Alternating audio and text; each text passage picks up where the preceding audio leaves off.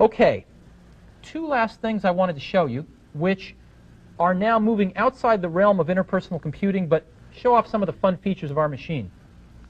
The first is our color abilities.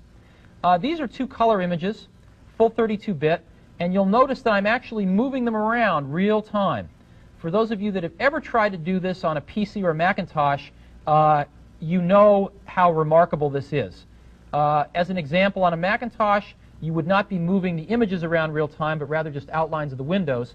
And, of course, you would be waiting forever for the underlying windows that were exposed as we move the top one to redraw.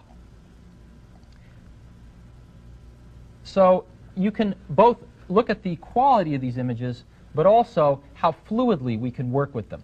And this results in not only people doing better work, but doing it in far less time because they're not waiting for the computer.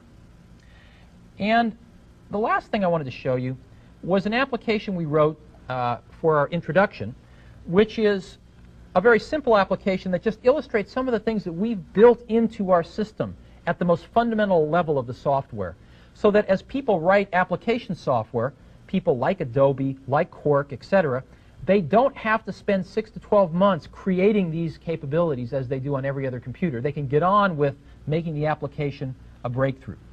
So the first thing I'm going to show you is I'm going to put a Ferrari on the beach here.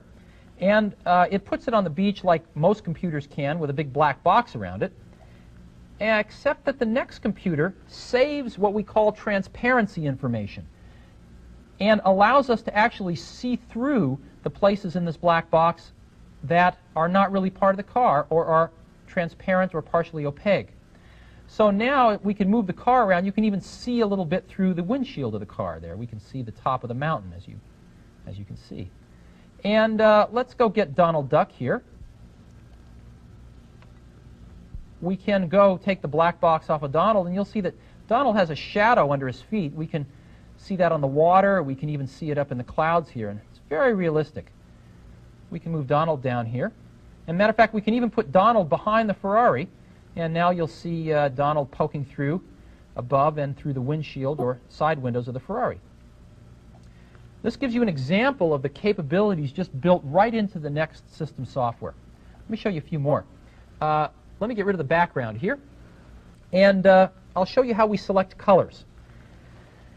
In the next computer, as you know, we have a standard font panel, which allows the user to select fonts in one uniform way and saves the developer a lot of time because we create it for them. In the same way, we wanted to provide the users one single way to select colors, and again provide the work for the developer so that they don't have to spend their time reinventing the wheel. So one simply moves around this color circle and selects a color. If you like the color, you can move it down here and save it, or of course you can move other colors back in to retrieve them. You can get as much space here as you'd like for various colors. So we can say we like this color. And we can look at this color not just in our color wheel here, but as red, green, blue, RGB. And we can turn the knobs on this color if we want to make it a little bit different. We can look at the same color as printers do with cyan, magenta, yellow, black, or CYMK, and diddle the color there. Or we can look at it as hue, saturation, brightness, and we can change our color here. Or we can even get out a magnifying glass and say that we really want to get the blue on Donald's cap right here. We'll save that.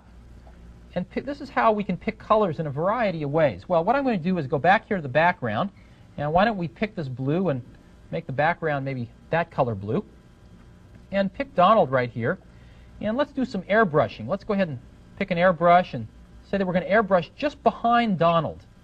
And let's go pick a nice bright, maybe yellow to airbrush, and we'll just go airbrush right behind Donald. If you notice, it's only going behind him. We can make a little halo around him here. So now that when we move Donald around, he's got his little halo, and we have not drawn on top of him. Let me give you another even more dramatic example of that. Let's pick our Ferrari here, and let's draw behind the Ferrari. Let's say that we want to draw some bricks around the Ferrari, matter of fact, in back of the Ferrari.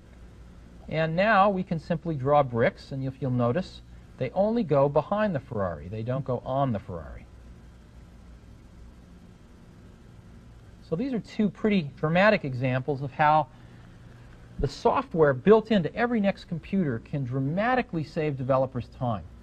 Let me show you one last thing, which has not really been seen on any computer to date, and that is a picture here out of Star Wars that happens to move. Real-time video. Go ahead and capture a frame here. Stay on target. We're too close. Stay on target. Loosen up. Gold 5 to red leader. Lost Kyrie, lost touch. I copy. Here's a frame we've captured here.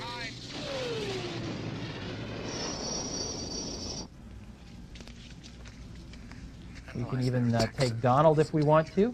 Should I have your ship standing by? Up here. In our moment of triumph, I think you overestimate their chances. So as you see, we have real-time video in a window that's fully digital.